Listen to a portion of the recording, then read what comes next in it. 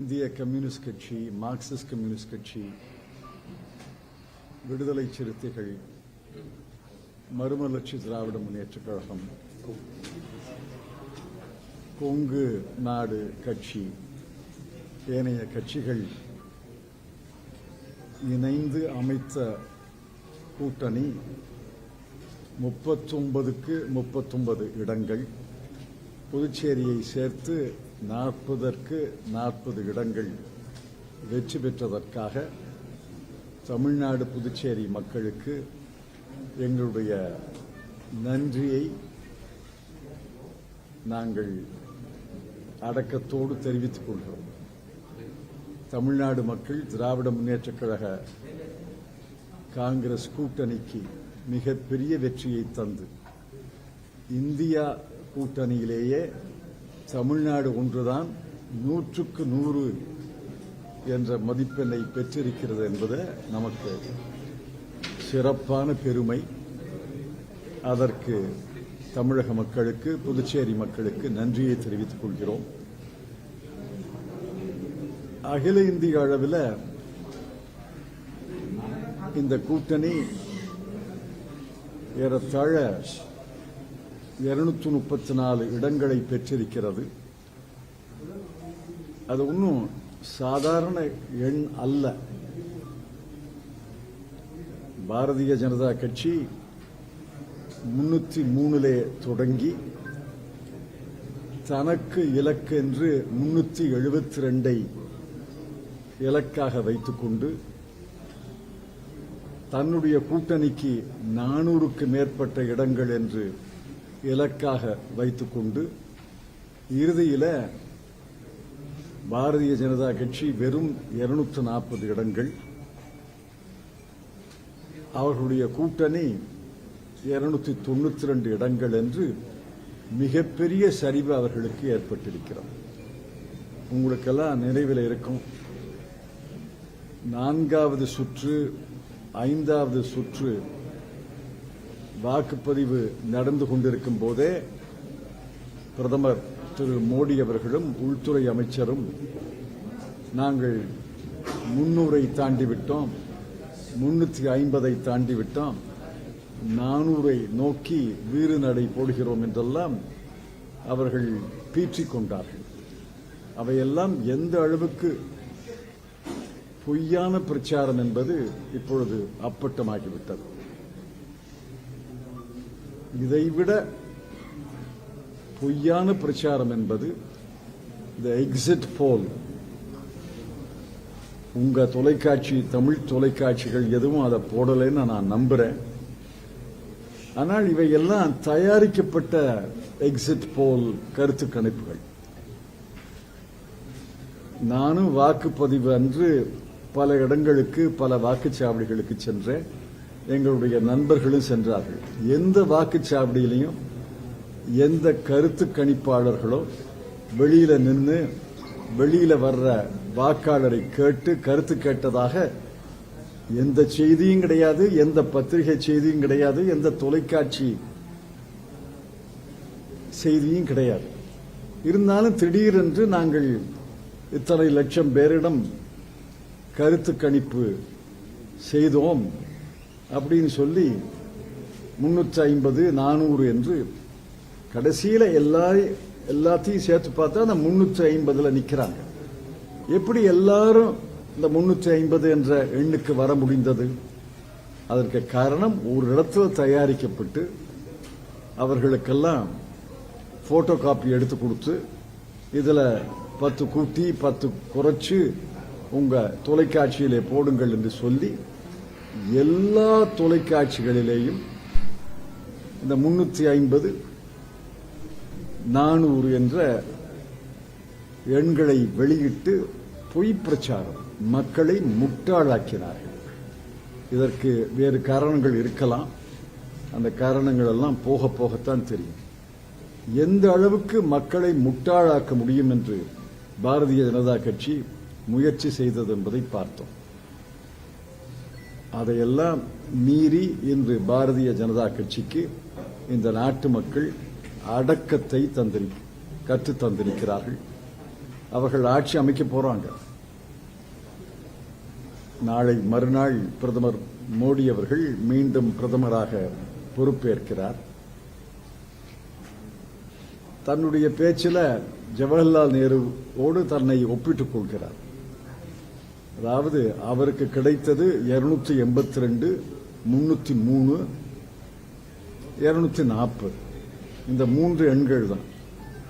ஜவஹர்லால் நேருக்கு கிடைத்தது 361, 374, 364.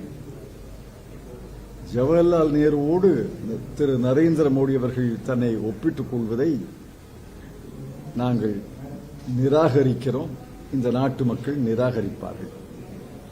3வது முறை பொறுப்பேற்கக்கூடிய திரு மோடி அவர்களுக்கு குடிமகன் என்ற முறையில் இந்திய அரசு ஒன்று அமைகிறது. எல்லாருக்கும் தான் அது பொதுவான அரசு. குடிமகன் என்ற முறையிலே அவருடைய அரசை வாழ்த்துகிறோம்.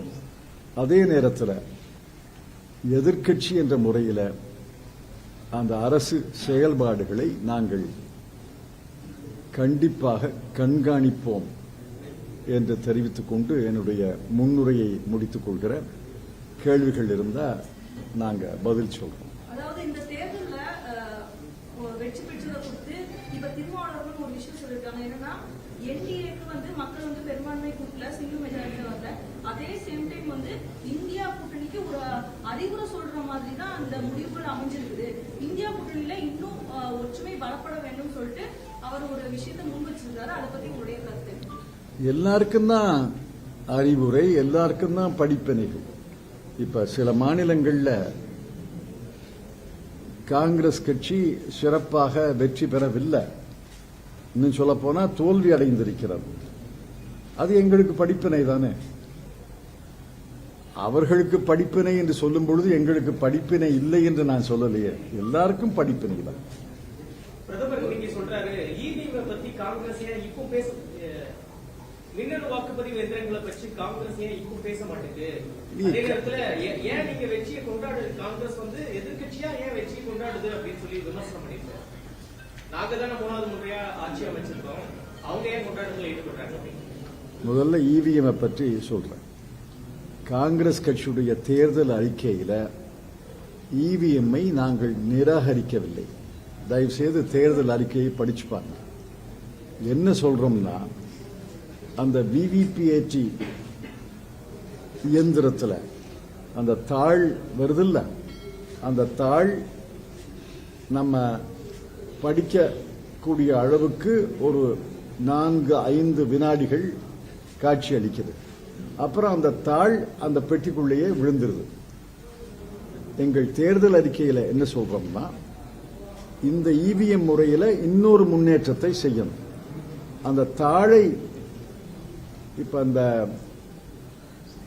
ஏர்போர்ட்ல போர்டிங் பாஸ் எடுக்கிறோம்ல, அந்த தாளை எடுத்து பெட்டியில போடக்கூடிய வசதியை செய்யலாம். அது ஒரு சிறிய மாற்றம் தான்.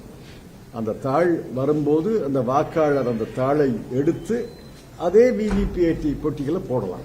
தானாக அது அந்த பெட்டியில விழுவதை விட வாக்காளர் எடுத்து பார்த்துட்டு போடலாம். அப்படின்னு ஒரு சிறிய மாற்றம் செய்தால் இவிஎம் விவிபிஏடி முறையில் எந்த சந்தேகமும் யாருக்கும் எழாது. இப்ப கூட 10க்கு 3 பேரு 10க்கு 4 பேரு நீங்க கருத்து கேட்டீங்கன்னா அவர்கள் இந்த இவிஎம் பத்தி சந்தேகிக்கிறாங்க. அது சந்தேகம் நியாயமா இல்லையான்னு நான் சொல்லல. என்னை பொறுத்தவரையில் நான் இவிஎம் பற்றி குறை சொன்னதே கிடையாது. ஆனா அந்த இவிஎம் மேலும் மெருகூட்டி, மேலும் செம்மைப்படுத்தி, மேலும் சீர்திருத்த வேண்டும் என்பதுதான் எங்களுடைய கட்சியினுடைய நிலை. ஆனா கட்சியில 1-2 தலைவர்கள் இவிஎம் முறையை எதிர்க்கிறாங்க. நான் இல்லைன்னு சொல்லல. ஆனால் கட்சியினுடைய நிலை அது அல்ல. அடுத்த கேள்வி என்ன? இல்ல இவர் என்ன கேட்டாரு? இல்ல சார், அவர் 3வது முறையாக என்டிஏ ஆட்சி அமைக்கும் பொழுது காங்கிரஸ் கொண்டாடுது அப்படின்னு உங்களுக்கு ஞாபகம் இருக்கும். ஒரு தேர்தலில் காங்கிரஸ் கட்சி முதல் இடத்துல பாரதிய ஜனதா கட்சி 2வது இடத்துல. அப்ப எல்கே அத்வானி தான் அந்த கட்சியினுடைய தலைவர். அவர் என்ன சொன்னார் தெரியுமா? உங்களுக்கெல்லாம் நினைவிருக்கலாம்.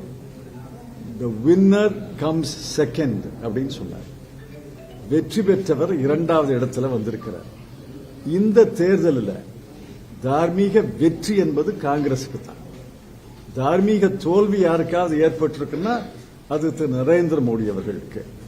ஆக நாங்க கொண்டாடுவதில் அவருக்கு என்ன வருத்தம், பொறாமை? அவர் கொண்டாடட்டும், யார் வேண்டாங்கிறா? அவர்கள் களை இழந்து, பொலிவிழந்து, உற்சாகம் இழந்து இருப்பதை நான் பார்க்கிறேன். நாங்க கொண்டாடுறோம், அவருக்கு என்ன பொறாமை?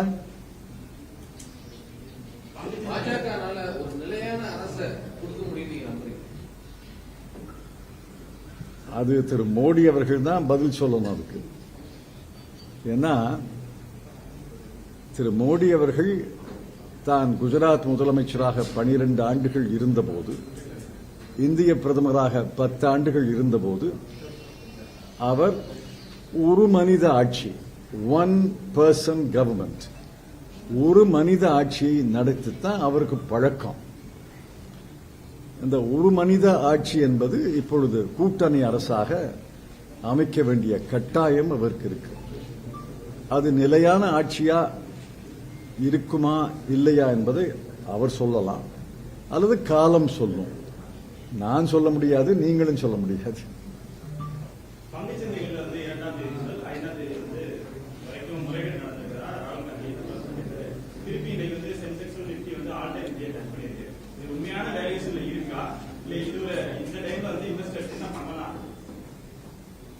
அமெரிக்கா புகழ்பெற்ற அவர்களுடைய ரிசர்வ் வங்கியுடைய தலைவர் ஒரு ரொம்ப சொன்னார், ஓவர் எக்ஸூபரன்ஸ் சொன்னார். நம்ம கவர்னர் அதை சொல்லுவார்னு நான் எதிர்பார்த்தேன், நீங்க சொல்லல. இதெல்லாம்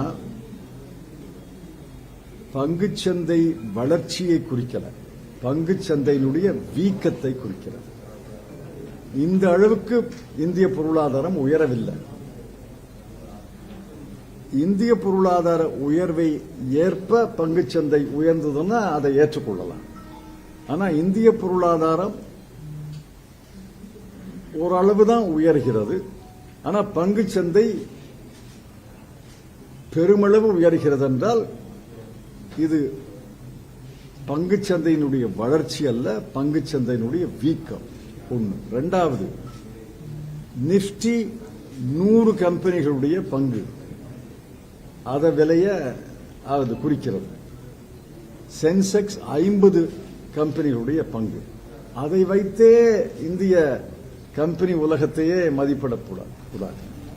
யாரோ பணம் பண்றாங்க, யாரோ பணம் இழக்கிறாங்க, அது தெரியுது. ஏன்னா அது ஜீரோ சம் கேம். ஒருத்தருக்கு லாபம் என்றால் இன்னொருத்தருக்கு இழப்பு தான். யாரோ பணம் பண்றாங்க, யாரோ பணத்தை இழக்கிறாங்க. இது இந்தியாவில் 142 கோடி மக்களுக்கு, 140 கோடி மக்களுக்கு இதுல தொடர்பே கிடையாது, சம்பந்தமே கிடையாது. இத போய் நீங்க 8 காலம் தான் இருக்கு, 8 காலம் தலைப்பு போடுறீங்க. 8 கால பத்திரிகையில 12 காலம் தலைப்பு போட முடிச்சா போடுவீங்க போல இருக்கு.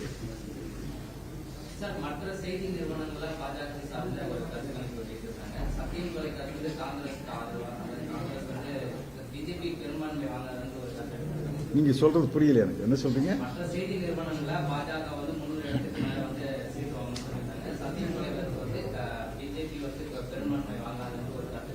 தெரியலையா? நான் பார்க்கல, தெரியாது. என்டிஏ கூட்டத்தில் அரசியல் சாசன புத்தகத்தை வழங்கி பிரதமர் நரேந்திர மோடி அந்த கூட்டத்தில் கலந்துக்கிறாரு. இந்த நிகழ்வு எப்படி பாருங்க? செயல்பாடு அரசியல் சாசன புத்தகத்தை வழங்குறாரு. அரசியல் சாசனம் நான் பார்த்தேன். அரசியல் சாசனத்தை வணங்குவதை நான் வரவேற்கிறேன்.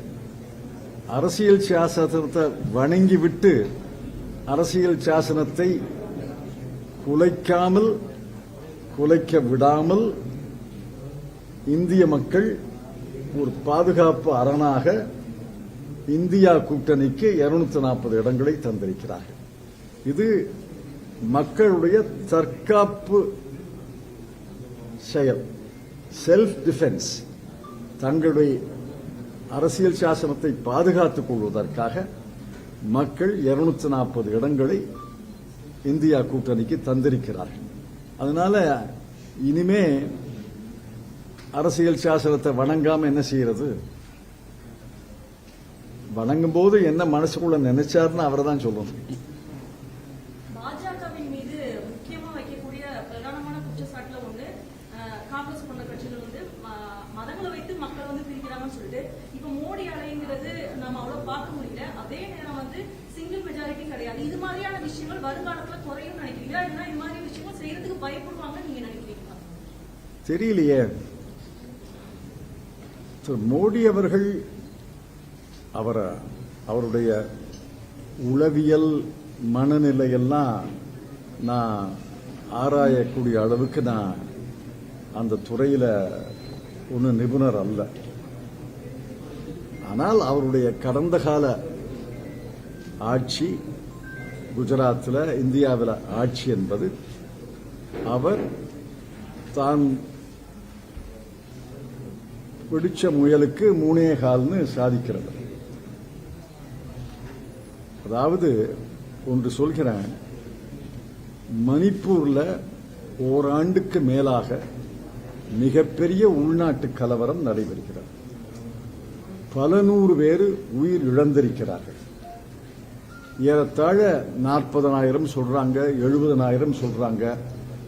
இன்னும் உள்நாட்டு அகதிகளாக அகதிகள் முகாம்ல இருக்காங்க. அவர்களுக்கு இருக்க இடம் கிடையாது, போதுமான உணவு கிடையாது, சுகாதார வசதி கிடையாது, மருத்துவ வசதி கிடையாது. குழந்தைகள் பிறக்கிறாங்க, இறக்குறாங்க. அதாவது 21வது நூற்றாண்டுல 2024ஆம் ஆண்டு ஒரு நாகரிக நாட்டில் இது மிகப்பெரிய களங்கம், மிகப்பெரிய களங்கம். இந்த களங்கத்தை துடைப்பதற்கு, ஏற்பட்ட தவறுகளுக்கு வருத்தம் தெரிவதற்கு, அந்த மக்களுக்கு ஆறுதல் சொல்வதற்கு இத்தனை முறை எல்லா மாநிலங்களுக்கு செல்லக்கூடிய ஒரு பிரதமர் மணிப்பூருக்கு ஒரு முறை கூட போலையே. அங்க ஒரு மோசமான அரசு நடைபெறுகிறது. அந்த அரசு அமைச்சர்கள் எல்லாம் அவர்கள் வீடை தாண்டி 2 கிலோமீட்டர் கூட போக முடியாது. அந்த 2 கிலோமீட்டர் வட்டத்துக்குள்ளேயே அமைச்சர்கள்லாம் இருக்காங்க. 2 இடங்கள் மணிப்பூர்ல, இன்னர் மணிப்பூர், அவுட்டர் மணிப்பூர், 2 இடங்களிலையும் காங்கிரஸ் கட்சி வெற்றி பெற்றிருக்கிறது. 2 இடங்களிலேயும் காங்கிரஸ் கட்சி வெற்றி பெற்றிருக்கிறது. ஆக அவருடைய உளவியல், அவருடைய மனநிலையை இதிலிருந்தே புரிந்து கொள்ளலாம். மக்கள் இவ்வளவு துன்பப்படுகிறார்கள், இவ்வளவு சோதனைக்கு ஆளாகி இருக்கிறார்கள். அதை பற்றி ஒரு கலக்கமே இல்லையே. இந்தியா கூட்டணி ஒருவேளை சில ஆண்டுகளுக்கு முன்போ சில மாதங்களுக்கு முன்போ ஒரு ஒருங்கிணைக்கப்பட்டிருந்தா ஆட்சி மாற்றம் நடந்திருக்கும். அது எப்படி சொல்ல முடியும்? இதெல்லாம் தமிழ்ல ஹைப்போதெட்டிக்கலுக்கு எப்படி பதில் சொல்றது? டைம் மிஷின்லயா பின்னாடி போக முடியும்? அதெல்லாம் அதெல்லாம் சயின்ஸ் பிக்ஷன். கூட்டணி அமைப்பது என்பது ஏதோ கூட்டுக்கறி பண்ற மாதிரி நினைக்கிறீங்க. கூட்டணி அமைப்பது என்பது எளிதானது அல்ல. ஒவ்வொரு மாநிலத்திலையும் பல கட்சிகள் இருக்கிறாங்க. இங்க பாரதிய ஜனதா கட்சி, காங்கிரஸ் கட்சியை தவிர மற்ற எல்லாமே ஏறத்தாழ மாநில கட்சிகள் தான். பக்கத்து மாநிலத்தில் சுவடு இருக்கலாமே ஒழிய மாநில கட்சிகள் தான். இந்த மாநில கட்சிகளுக்கு அவர்களுக்கென்று ஒரு கொள்கை இருக்கிறது, அவர்களுக்கென்று ஒரு வரலாறு இருக்கிறது. போற்றக்கூடிய வரலாறு, போற்றக்கூடிய கொள்கை தான். எல்லா மாநில கட்சிகளையும் இணைத்து ஒரு கூட்டணி அமைப்பது என்பது எளிதான காரியம் அல்ல. ஒரு கூட்டணி அரசை நடத்துவது என்பது அதைவிட சிரமமான காரியம். அந்த அனுபவம் காங்கிரசுக்கு இருக்கிறது. நாளை திரு மோடி அவர்களுக்கு அந்த அனுபவம் தொடங்க போகிறது. எப்படி சமாளிக்கிறார்னு பார்ப்போம். இந்தியா கூட்டணியிலேயுமே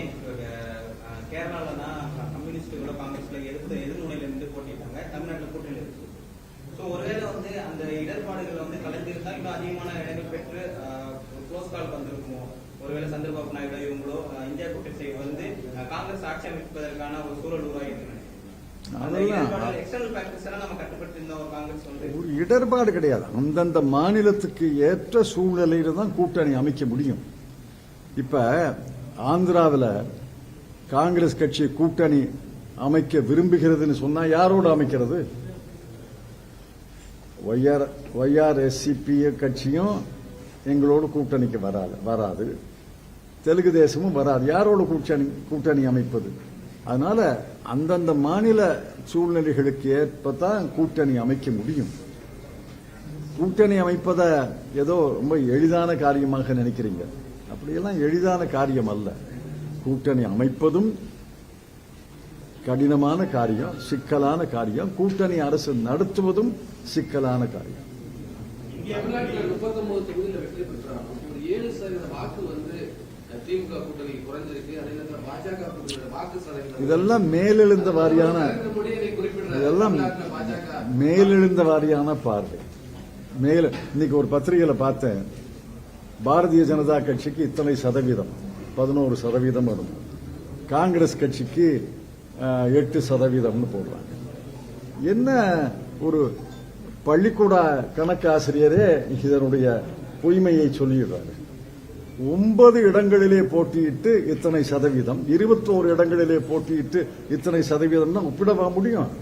9ஐயும் 21ஐயும் முதல்ல சமப்படுத்தணும். சமப்படுத்திட்டு தான் ஒப்பிடு. அதை சமப்படுத்தாம ஒப்பிடுங்க என்பது அதாவது லாஜிக்கல், தத்துவ ரீதியாக பிழை. அந்த பிழையை மறுபடியும் சொல்றீங்க. 7% குறைஞ்சிருக்கிறது. அவருக்கு கணக்கு தெரியும்னு நான் ஒப்புக்கொள்ளலையே. உங்களுக்கு கணக்கு தெரியும் நினைக்கிறேன், அவருக்கு கணக்கு தெரியும் நான் சொல்லலையே. அதனால பாரதிய ஜனதா கட்சி அதிமுக கூட்டணி சேர்ந்திருந்தா ஒருத்தருக்கு ஒருத்தர் ஓட்டு டிரான்ஸ்பர் ஆகாது. 2019 அதான் பார்த்தோம். ஆக அவர்களுடைய ஓட்டு குறையும். 2+2 4 அல்ல. அரசியல்ல 2+2 பல நேரங்களில் 3 ஆகும். தனித்தனியா நிற்கும் போது அவரவர்கள் ஓட்டுகளை வாங்கிக்கிறாங்க. அதனால சதவீதம் குறைந்த மாதிரி தெரியும். 2 பேரும் நிக்கட்டுமே சேர்ந்து. அப்ப திராவிட முன்னேற்ற கழகம் வெல்லுதா, கூட்டணி வெல்லுதா இல்லையான்னு பார்த்துருவோம். பிரதமர் நரேந்திர மோடி என்டிஏக்கு ஒரு புதிய விளக்கத்தை கொடுத்திருந்தாரு. புதுமை, வளர்ச்சி, லட்சியம் அப்படிங்கிற மாதிரி சொல்லியிருக்காரு. அவரு ஆரம்பத்தில் அக்ரோனிம்னு சொல்லுவாங்க ஆங்கிலத்தில். இந்த எழுத்துக்களை எல்லாம் கூட்டி அதுக்கு பேர் வைக்கிறது. அது ஏறத்தாழ 100 அடைமொழிகளை உருவாக்கி இருக்காரு. எங்க ஆரம்பிச்சாரு? அச்சே தின் ஆனே வாலே ஹைன்னு ஆரம்பிச்சாரு. இப்ப யார் சொல்றா? அச்சே தின். அப்புறம் அங்கே இருந்து அமிர்த் கால் விக்சித் பாரத் இப்ப புதுசா சொல்லியிருக்காரா? இதுக்கெல்லாம் 1 மாத காலம்தான். இதெல்லாம் ஆயுசு 1 மாத காலம்தான். எல்லாம் அற்பாயுசு இந்த புனைவுகள் எல்லாம் அற்பாயுசு. காங்கிரஸ் மீது வைக்கப்பட்ட பல்வேறு விமர்சனங்களுக்கு பதிலடி கொடுக்கும் விதமா இன்னைக்கு ஏராளமான மக்கள் உங்களுக்கு வாக்கு செலுத்திருக்காங்க. காங்கிரஸோட பொறுப்பு இன்னும் வருங்காலத்துல எந்த அளவுக்கு அதிகபட்சமா இருக்கிறதுக்கு நீங்க முயற்சி பண்றீங்க, இல்லைன்னா நம்மளுக்கு எந்த அளவுக்கு பொறுப்பு இருக்குதுங்கிறத இப்ப உணர்றீங்க? காங்கிரஸ் கட்சி வரலாறு என்பது 1885 தொடங்குது. அதுக்கு என்னமோ வரலாறு முடியும்னு நினைக்காதீங்க. இந்தியா இருக்கிற வரைக்கும் இந்திய தேசிய காங்கிரஸ் இருக்கும். அதுல ஒன்றும் சந்தேகமே வேண்டாம். இந்தியா இருக்கும் வரை இந்திய தேசிய காங்கிரஸ் இருக்கும். ஆக எங்களுக்கு எப்பொழுதுமே பெரும் பொறுப்பு இருக்கிறது. சுதந்திர போராட்டத்தை தொடங்கி சுதந்திரத்தை வென்ற காலத்திலேயே எங்களுக்கு மிகப்பெரிய பொறுப்பு இருக்கிறது என்பதை நாங்கள் உணர்கிறோம்.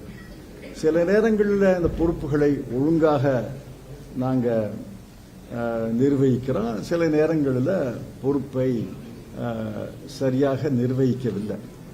எதிர்காலத்திலையும், கடந்த காலத்தில், நிகழ்காலத்தில், எதிர்காலத்தில் இந்திய நலனுக்காக பொறுப்பு நம்மை சார்ந்தது என்று உணர்ந்துதான் காங்கிரஸ் என்றுமே செயல்படும் என்பதை நான் அழுத்தம் திருத்தமாக சொல்ல விரும்புகிறேன்.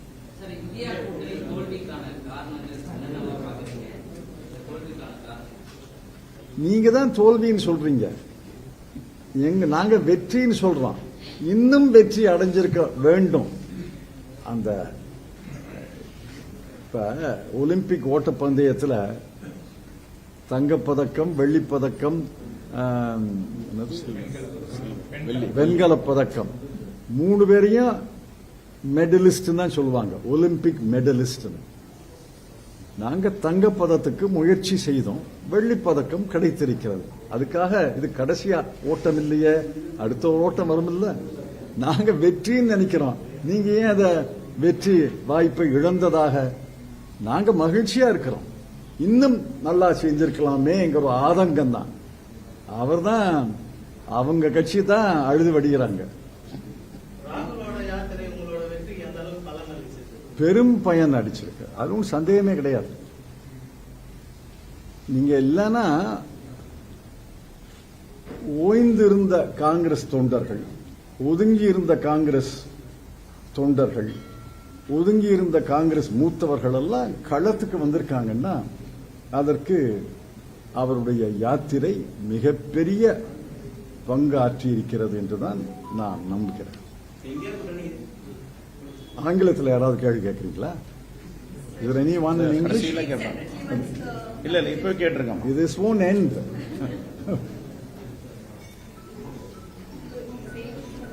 If you want to ask a question in English, please ask. No, we thought once the Tamil gets over. No, Tamil is over. They are just conversing. So today the Prime Minister, while addressing the NDA MPs and leaders, he spoke about, he attacked the opposition over the doubts raised about EVMs. You spoke about that in Tamil, but if you can repeat that in English. I've explained that that is not the Congress's position. The Congress's final position is stated in the manifesto. All that we are saying is, all right, EVM have come to stay. But the EVM can be improved. The EVM system can be improved. It's got a VVPAT. It's because of our struggle, our petitions, that 5 VVPAT machines are matched with the EVM count. We are asking for more. That is pending in court. But we have suggested a minor modification, that the EVM generates a electronic slip. That is electronic for us, but it's a hard copy slip. That slip goes into a box called VVPAT box. All that we are saying is make a minor modification. Let the voter not only see the slip, let him be able to pull out the slip, look at it and drop it into the box. It will take exactly the same time, 4 to 5 seconds, like the present system. That will give the voter total confidence that his vote has been recorded properly. He has seen the slip, he has physically touched the slip, and he puts it into the banks. Why is the Election Commission refusing to accept this suggestion? When our delegation met them, they had no answer, they had no logical answer to this change. But they are helpless. Why are they helpless? They are an autonomous commission, they are an independent commission. Why should they be helpless? So we're seeing a lot of hectic activity in Maharashtra. Do you think the BJP alliance there is unraveling post the election results? Anyway, it will end in about 3-4 months when the elections take place. So whether it unravels or not, it will be defeated in the next election. Sir, the Modi 3.0 is the talk where everybody about the third time Modi coming back as the Prime Minister, and this time he's promised to bring a new India, developmental India, etc. So what do you think the Modi 3.0 is going to deliver to the country? I don't know. He had an agenda when he announced Modi will come with 372 seats and NDA will come with 400. That agenda is over. That agenda cannot be implemented.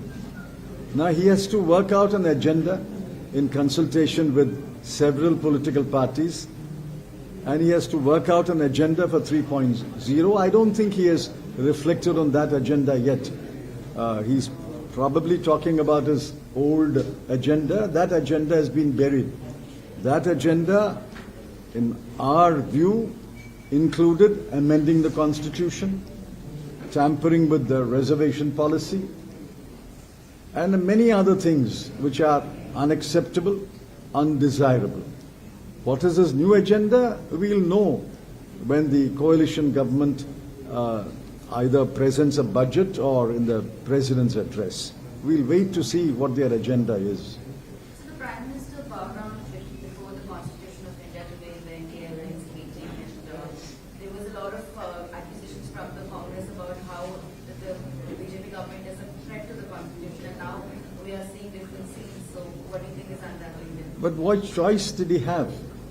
When the people have taught him a strong lesson, what choice did he have? I mean, whether he bows down to the Constitution or not, the Constitution is supreme. It does not matter whether he bows or not. The fact that he bowed to the Constitution is welcome. But he had no choice. The Constitution is supreme, and the Constitution has been put beyond amendment. The people have erected a self-defense for themselves by electing 240 MPs for the INDA alliance. Therefore, the Constitution is supreme and it will remain supreme for the next 5 years. So in the run-up to the Lok Sabha elections, the Tamil Nadu BJP kept saying that they put up a historic performance. Now that the results are out, what do you think of the results? What do you think of BJP's performance and also under his leadership? It's a historical performance and they've got zero. Why is that not a historical performance? History will note that the BJP under the leadership of the gentleman got 0 seats. That will be recorded in the history books, isn't it? So it's historical. But today the Prime Minister said, look at the pace at which our vote share is growing in Tamil Nadu, and that's a clear message of what lies in the future. I've explained to him in Tamil. You are also falling into the same logical fallacy. You don't compare the votes procured by a party which contests 21 seats with a party which contests 9 seats. They are not comparable.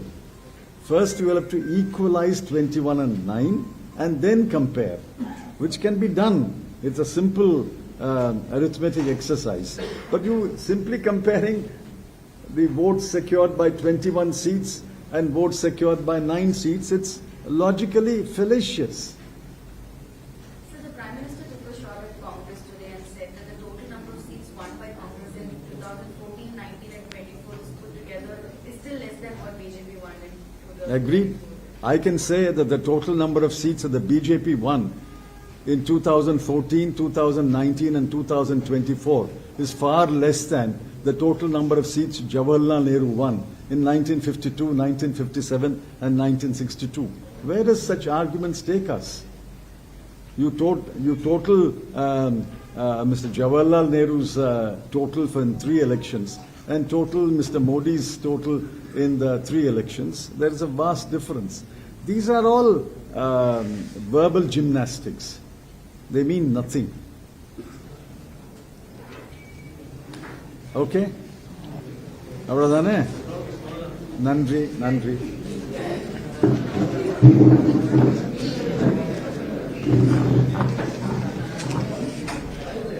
நன்றி.